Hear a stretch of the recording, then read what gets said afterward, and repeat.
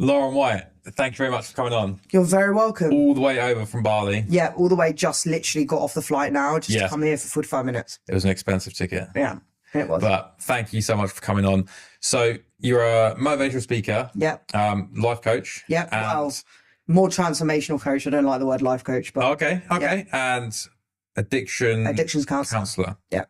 How do you get into sort of all of this to Yeah. begin with? I get asked that quite a lot. One of the main things that I get asked is like, "You're so young. How do you even know about any of this? How do you even have the experience to be able to do this?" I know as time goes on, obviously, the more older you get, the more experience you get. But my story dates back to very young.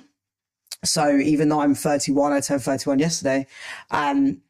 I went through a lot of stuff in my childhood that was down to what I do as a job now, very young. I started drinking at 12 and doing drugs at 14, and then I was in rehab by 18. And the whole motivational speaking thing for me actually was since I was 18. Which is funny because I've always been consistent with it, even though I've had other jobs. But I obviously came out of rehab and I started working with the Amy Winehouse Foundation and going into schools and doing talks. And that started my love of like speaking. And then I moved to Hong Kong when I was 21. When I came back from Hong Kong, I went and did, I did a master's, but I went to South Bank to do addiction counselling because I wanted to understand. Obviously, I've got the experience of addiction within myself firsthand, but I wanted to do a course to understand addiction, but then help others. So that's what I do as a job. So the addiction counselling thing is what I'm passionate about the most. I do a lot of workshops to help people understand what addiction is, where it comes from, how to help yourself understand addiction, and also normalising the word addiction, right? Because people are terrified of that word. They're like, "I'm not an addict." I'm like, "You don't even need to talk about being an addict. You just need to understand that addiction is when you generally cannot do something. You could generally keep doing something over and over again, no matter the consequence." So that can be anything. Our phone, it can be sugar, even though that, has a substance in it. It can be relationships. It's just pretty much patterns and habits, the way that we're wired. So that's pretty much what I do as a job. So I have clients that I work with, less so clients, but more doing workshops, talks, doing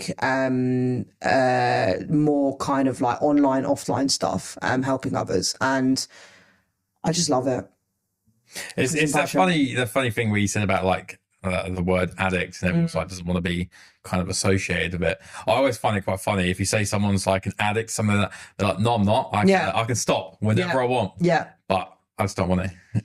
Exactly that. But then I also think that, and I've shared this a lot before, but like we have this justification in our head that we think that we're not that bad because we surround ourselves around people that are probably twice worse than us, that normalize it. It's all about who you surround yourself around with. That's very common in the UK because everyone drinks and everyone parties and everyone normalizes the one thing that I talk about the most, which is work addiction, right? Like everyone is working 10 hours a day. That is normal in cities. So the more we normalize it, the more we're like, actually, it's not a problem, but actually, is it a problem? Yeah, probably. And also, we wake up the next day and we think that it's never going to happen again.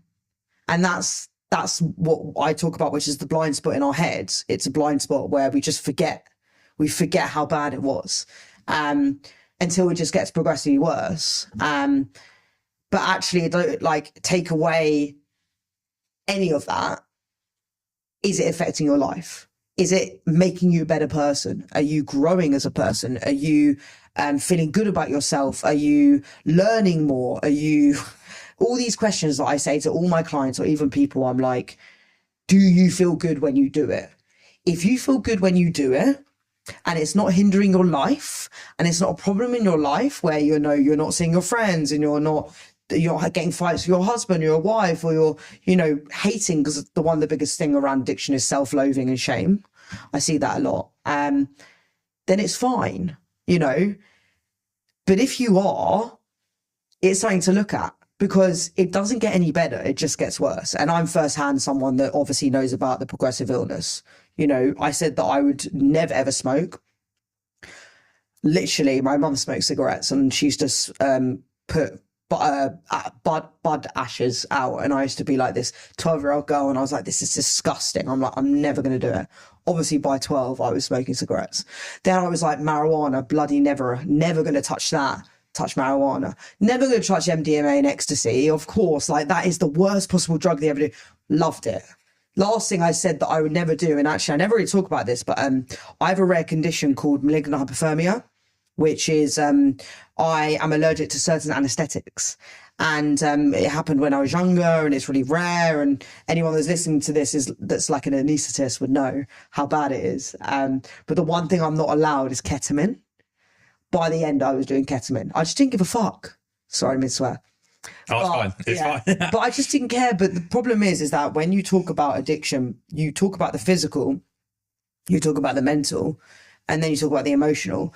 But what happens to you within that process is the more you do it, the more you lose your self-esteem and self-worth. The more you do it, you lose your decision-making and your sense of who am I and your identity. So when I was 12, even though physically I looked amazing, I didn't really know who I was when I was 18, because everything I said that I'd never do, I did. So I lost myself. So that came with a lot of shame, and it came with a lot of guilt, and it also came with a lot of like, who's Lauren? So those years were the hardest years, because I couldn't look at myself in the mirror, because it was the person that I generally didn't even know who it was. So getting sober for me was redefining myself. Yeah, because you're saying you went to rehab at 18. Yeah. Like, if anyone kind of on a similar age at 18, 19, 20 would have said someone's got a drinking problem at 18, they'd be like, what are you on about? This is like a normal Friday night and stuff like that. Yeah. I had a friend who was I went to school with, and you know, they would be drinking heavily, and we thought it was all normal, and they ended up getting seriously ill from it all, and they ended up going on some medication, and it really fucked them up. But for us, we were like, this is just a normal thing. And I've spoken about this quite a lot. Like when I went to Australia, that's where I picked up my drinking problem, and then it came back with me to the UK. And again, going back to like, you question like, who am I? Like, I had that exact thing. I was like, I don't even know who I am anymore. And it's a painful process to begin with. And look, I never went to rehab or anything like that, so I don't know what it's like. I'm hoping you can elaborate on, not just for me, but for everyone else watching, like what rehab is like. Yeah. So a lot of people think it's like they just chuck you in a room. Like talks about it a lot. Rehab is there's different types of rehabs, right? Like I went to a rehab that was the first rehab I went to was like a very expensive rehab. It was in Harley Street, so it was a nice rehab. But basically what happens is they would probably try and take you away from all the temptations that you have. So the first thing you have to do is get rid of all the substances. Obviously, if you're highly doing drugs and you're highly drinking, or in my case, I was badly bulimic. So my main sources of addictions were drinking, drugs, and bulimia. And then later in life was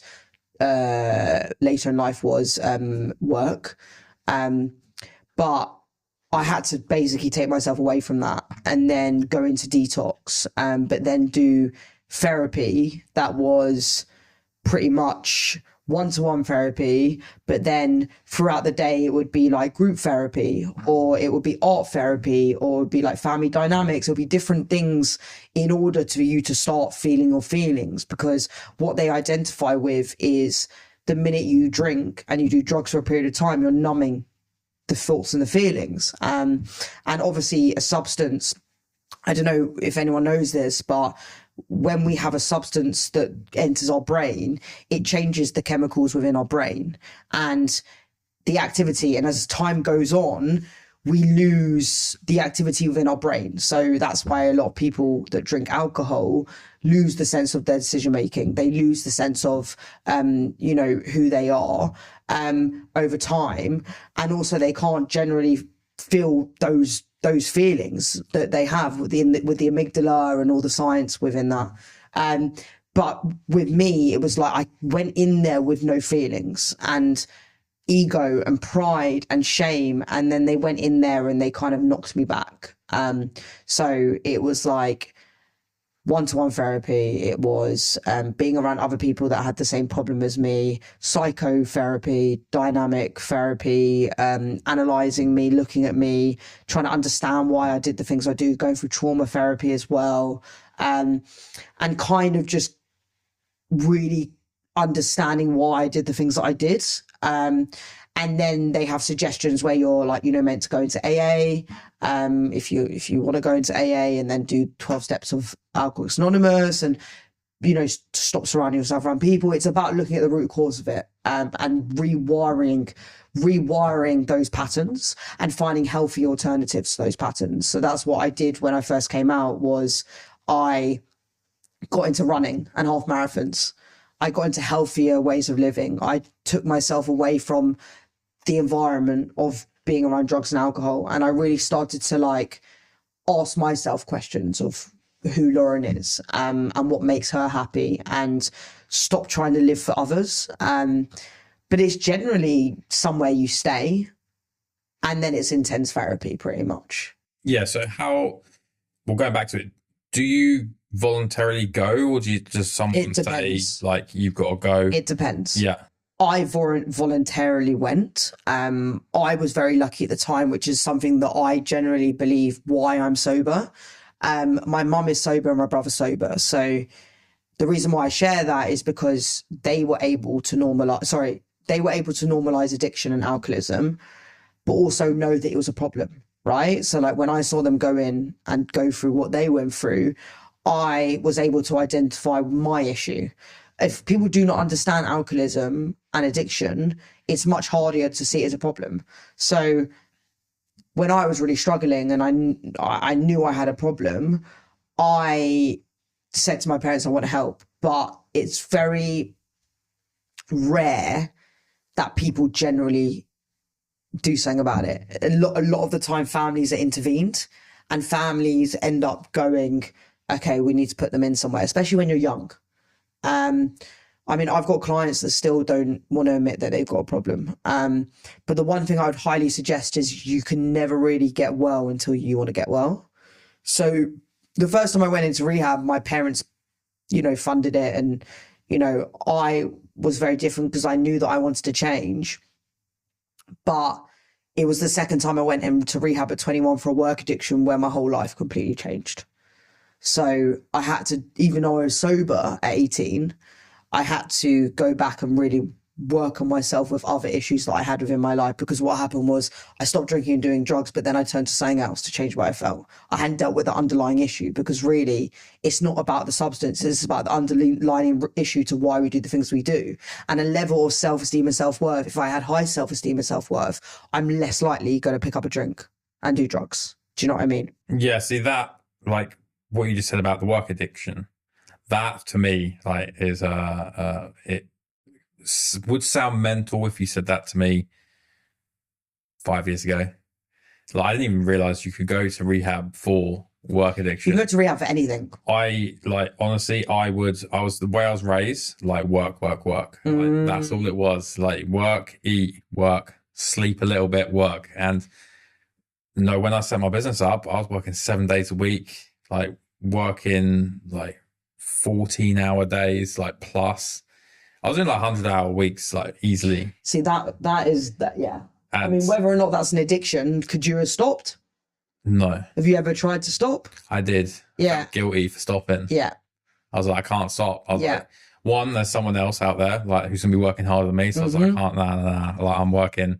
And two, I was right, but if I stop, I'm not gonna get where I want to go. So I've just got to keep going. And then 7 days a week turns into 14 days. Yeah, and then progressively. 2 months, 3 months. And I did, can't remember how many months it was in a row, but it just all collapsed. Yeah. The burnout just slapped me in the face. Burnout's real. Yeah. And it was not fun because you're in that mental capacity of just fucked, but you feel bad that you're not pushing as hard as you want to. So with you, what was the sort of work addiction like for you? Like, how did it stem? Well, yet again, and I think to relate to this, but it stems from childhood. I came from a nice Jewish family, love them to bits. But I went to a private school. My dad was a business owner. My dad is a business owner. He works in gold. Very, very hardworking man. But it obviously from a young age, when I was younger, was ingrained for me to succeed, right?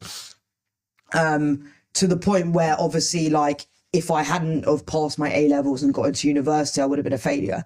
And I think we don't talk about this enough. We don't talk about the fear of failure. And a lot of us in the schooling years and our younger years, we all unfortunately get told that the only way to ever be successful is by these set of rules, right? So it's, you go to university, you get a degree, It's like these boxes and ticking these boxes. The minute you're out of the box, you're like, what, like, that's it, I'm done, I'm a failure. Like, do you know what I mean? And that was what it was like when I was growing up. And there was a lot of pressure, I had a lot of friends that were very successful, came from successful families. I don't think that helped. There was a lot of, not jealousy, but there was a lot of like competition at schools.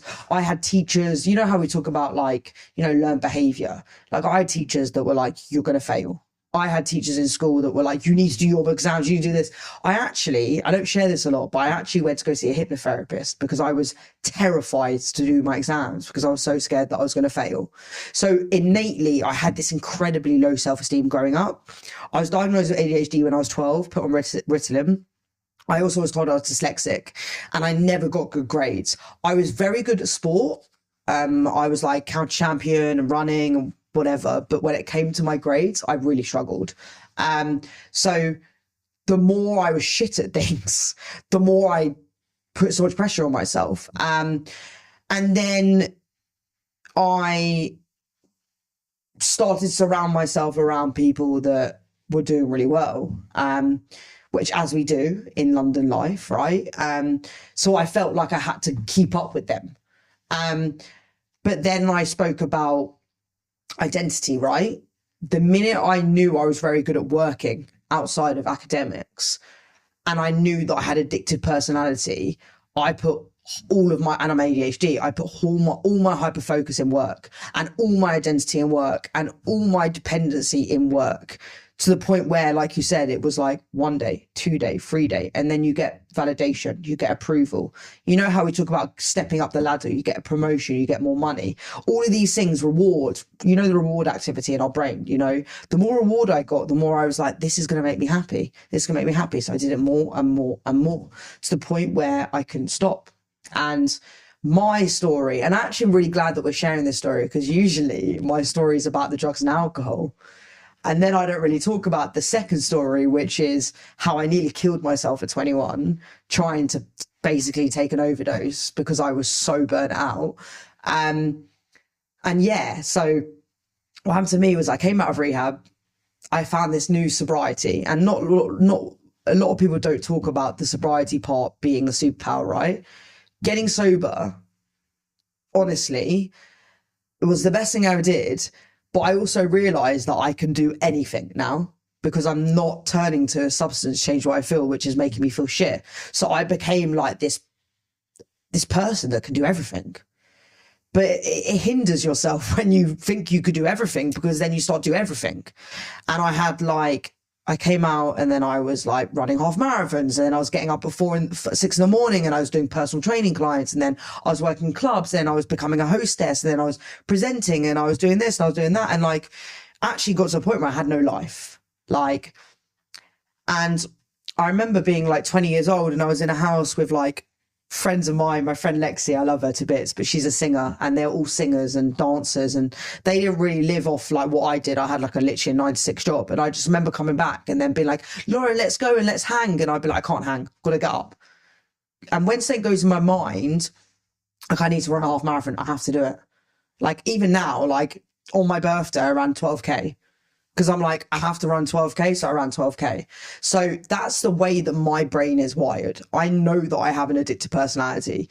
I know that it can be detriment towards me, that becomes a problem. And what actually happened was that I ended up becoming so stressed and so burnt out that my bowels started to have issues, which is something that I don't really talk about.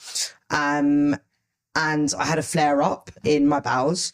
I was like, and this is another thing, what I really, really like to share to people is like, I ignored my bowels because I was like, I need to work. Like, I've got this event I need to go to, I've got this thing, and I ignored it so badly that I didn't realize that I was basically nearly dying. And long story short, I went to the doctors after having seizures because there was a symptom that I had which I ignored. I won't go into that. They told me I had IBS because I was stressed. And anyway, I decided to go on holiday. And then they misdiagnosed me and told me that it was IBS, but actually it wasn't. And then in the space of like a week, I lost so much blood that I had to get transported back from LA to London on a wheelchair. And I got put in hospital having 4 blood transfusions because I lost so much blood, and they told me my bowels could have ruptured. And literally from that, I went insane, and they put me on steroids, and the steroids made me crazy, and all of these things just made me crazy. And then I tried to nearly kill myself, and that's when I went back into rehab. And I just remember like another thing that really kind of identified was like the people pleasing and the lack of boundaries. So those were the 2 things within the work as well. And, you know, I did everything for everyone. You'd call me up, hey, Lauren, I'd be like, fine, do it now. And I was in a podcast recently, and the guy actually said, like, I do everything for everyone. Like business owners do, right? Like you have to give, but you need your energy. You need to like retrain your energy.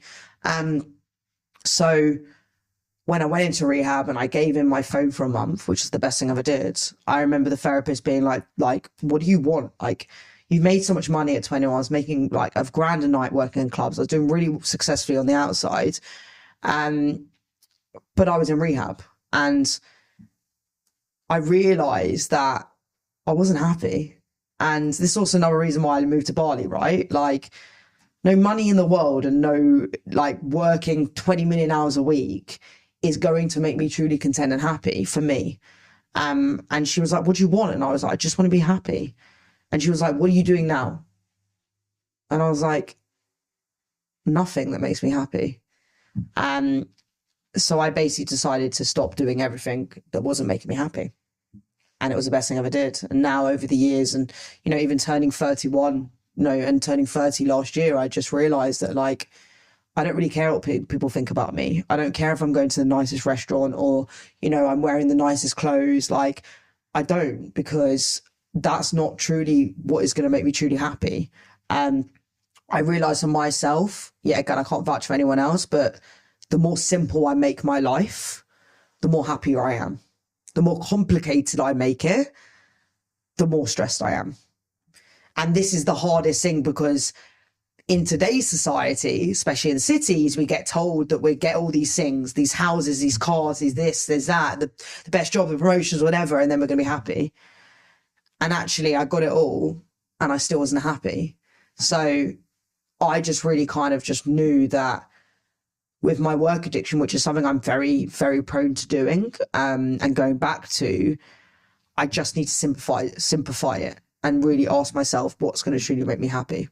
I fell into that big time, the materialism trap. We all 100%. And I get it more here than I do in Bali, though. That's the thing. Yeah, I was just like, I feel like everyone in Bali, like I've ever been to. No one wears shoes. I've got friends that don't wear shoes. Yeah, exactly. Everyone's a thing. I mean, I do. Everyone seems like so chilled out. They're so chilled out. Like, everyone has this. I mean, I have a bougie bike. That's a lie. Like, I do live a bit of a bougie life, but like, everyone has the same bike. There's one bike that everyone has. It's called the M Max. It's like the bougie bike, but like everyone has the same bike. You know, there's no, like, there are people that have nicer villas, and there are people that have like go to nicer restaurants, and I do those things. But like, I don't think in the year that I've been in Bali, or the 6 months I've been in Bali, someone's come up to me and go, hey, what's your name? What do you do?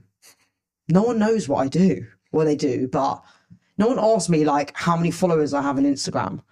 I've been friends with people for like a year now, and they've kind of don't even know what I do, because out there, the dependency on your status is not a thing. It's more about whether you're a good person and people get on with you and you've got a nice personality. That is, so people out there I'm friends with generally because they like me, not because of what I can offer them.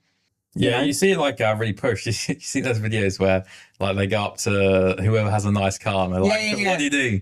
It's kind of like that. Like I was sucked so much into that kind of world, and like with the work addiction and like chasing like newer, shinier things, and comparison, like comparing. It's mad.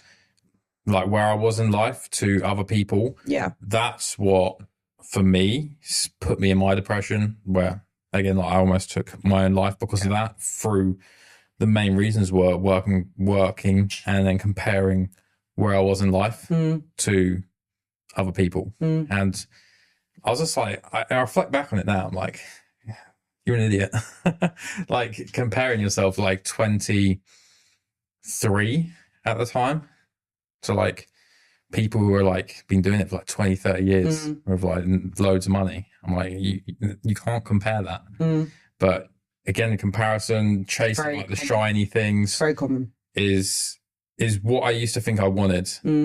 And now, like, I could sit outside in the middle of fucking a forest with a book. I'm happy. Like, but this is what I mean. Like, and I realize this very quickly, and this is why, as I get older, and I feel like age is the best thing. I used to love being friends of 100 people. I thought everyone was my best friend. I thought everyone needs to know who I am. And that's why I worked in clubs for so long, right? Because I had an ego and everyone would come on my guest list and know me, right? And then the more people knew me, the more pressure there was, right? And everyone wants something from you, and it's really hard. But now I've turned 30 and I'm like 31. But like last year, I was just like, I had my birthday the other day, and like I was meant to have a dinner last week, and I had meant to have 15 people. It was mainly girls, but there was guys as well. I ended up cancelling it because I knew inside my gut that that's not what I wanted. I just wanted to be around 2-3 friends. I just wanted to go for a 12K run. That is what makes me happy. That makes me more happy than going to Nobu, generally, because I feel like I have to put on a mask when I'm at these places. And it's quite, I don't know. I think as you get older, you like, especially for me, awareness is key, but like, I just feel the element of tenseness, you know, when I'm at these places. But speak to me in my teenage years, I was thriving, but then I was also drinking, right? And I think this is very common within the drinking culture, is that drinking takes away all of that. It takes away all those feelings and those fears that we have of ourselves. And when we're sober, it's harder because we actually need to face ourselves, but then we're actually not facing ourselves because we're actually running away from ourselves. So when I talk about addiction, I'm actually doing a talk at the end of the month, and it's around addiction to authenticity. In order to become sober, you need to really start to become authentic. So people may look at me and think I'm a homeless person because I don't care about makeup anymore, and I don't care about, like, I was at a Burberry event last night and everyone was dressed in Gucci and I just didn't care. But then again, people come up to me and they're like, I love your energy. So this is what I mean. Like, not that I'm like bigging myself up, but like, that's what I want people to like me for. My personality, my energy, not about what I'm wearing and who I am on my status. And I think you become happier when you do that. 100%. Again, like I went through the exact same thing. And granted, I think a lot of people chase the illusion of being happy every day, and if they don't, then they're a failure. But then they're not. It's happiness overall is very achievable, but you're gonna have shit days. Yeah, I'm really glad that you shared that, and I totally relate. And I get this a lot of, not judgment, but I get this whole thing of like, oh yeah, you're sober now and you're a motivational speaker and, you know, you're a coach and, you know, you must like have the most amazing days. And I'm like, no, I struggle sometimes. I generally feel like it is a work in progress. 99% of the time, I'm really happy. But then there's days where I also do struggle. And I don't think that is abnormal. It's very normal to have sad days. It's very normal to have days where you doubt yourself. It's very normal to have days where you look on Instagram and, you know, I'm single at 31, right? I share about this a lot because I want to talk to my single 31 friends. But I'm single at 31 and all my friends are getting married and having kids. My journey has not been that so far, and that's okay. There's times where I've actually really judged myself for it and really put myself down, and I do still struggle with it, and it's a work in progress for me. But at the end of the day, I try and help myself by changing the way that I think and know that I'm on the journey. But what I'm trying to say is that just because I like, you know, you're a CEO of a company or you have a family, you always have the grass green on the other side, whether or not you want to admit it. We don't want to admit it to ourselves, so a lot of people don't admit it.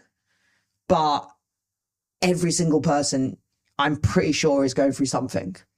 And that's the thing with, you know, like influencers. They show you the perfect life and never any bad days, like never. But a lot of them have probably more bad days than good ones. Yeah, I mean, I won't go into that because I have friends, but I do have a lot of people that I know that are portraying themselves on Instagram. And then behind the scenes not really living up to what actually is, because there is no such thing as perfect. And Facetune and Botox, I won't go into it yet again, but this is something that I don't believe in, because I don't want to alter my face or alter the way that I am, because that is also running away from my authenticity and also my identity. I think the more, and I do think Instagram is changing, but the more we show our true selves, the more our self-esteem will grow, because actually we get to accept ourselves for who we are. Yeah, I mean, when I've done videos on my Instagram, the videos which have had the biggest impact and reach have been the ones where I've been my most authentic, just like talking about, I don't know, wanting to kill myself when I was at that point, or depression, or just talking about the shit of going through the shit. People connect with that a lot more than 100%. You know. Also, I always talk to people like, so I've got I haven't got a big following on Instagram. I've got 100k followers, and like, I think people look at my Instagram and they're like, oh my gosh, she must be killing it. Like, no, it's a hustle every day. Like, it's not easy, you know, it's hard. And people are like, oh, you live in Bali, you must be living the dream. I have days where I'm not living the dream. Do you know what I mean? And that's the true reality of it. And the more we talk about the days that we struggle, the more people can connect with us, because I'm showing you the true story. And actually, people, and this is why I've always been open about my story, like since I was 18 years old, because I know there are people out there, whether they admit it or not, that are going through the same thing. So my thing is educating, but also inspiring people to know that you can also be open and like me. I'm not any different. I just chose to share my shit. I think to wrap up, because we've actually like flown through this. Yeah, it's been really good though. What would be sort of, not advice, but what would like be an exercise that you would give to someone who is kind of feeling stuck or like wanting to make a change, but they don't know how to get out of that little loop they're in? The first thing I would do is I would get honest about what's going on for you, whether it's speak to a friend or someone. Then I would maybe potentially go and put some little steps in place, like actions in place. Maybe that's whether going to see a therapist or a trauma therapist or a coach or someone that can like dissect you and understand you and talk in like a conventional place. But the more, like I said, honest you get, the easier it is. And then I would start to like look at your life and look at areas that trigger you off. Look at, you know, the things that don't make you happy. And this will be having time by yourself to really identify what doesn't make you happy, and then slowly just limit it out, and then try and look at habits and behaviors that you can change in little ways. But I think a lot of people, the reason why I share this is that a lot of people want a quick fix. So I tell them this, then they're like, oh, it's too long. And they give up. Be kind to yourself. the road is not clear. So if there's one thing that you try that doesn't work, don't give up. Try something else. You know, I've done so many therapies. I've done 12-step therapy, I've done DBT, I've done CBT, I've done trauma therapy, I've done everything under the sun. And there's some things that worked, there's something that didn't. But what I didn't do was I didn't give up. So keep trying over and over again and have a lot of acceptance over what's going on right now, what's going on for you, and just get to that next place of kind of like, you know, taking those small steps to better yourself as a person, you know. So if that is cutting back drink, try it, see how it is. But then also look at your circle of friends and your environment and to the reasons why you want to stop, but then you can't stop. And it really is about taking yourself out of the situation and the place, because we get very, very influenced with other people around us to the point where we actually don't even know what we're thinking, what we're doing, and who we are. So you've got to take yourself out. Me moving to Bali was amazing because I took myself out of the situation and I observed. And I come back to London now and I'm like, I love you all, but this is not for me right now. And the only way I could have done that was by taking myself out of it. It's like being in a toxic relationship or a toxic job. I won't even go into my job last year, but you need to take yourself out to go back in again and really ask yourself what you need and what makes you truly happy. Lauren, thank you very much. You're very welcome.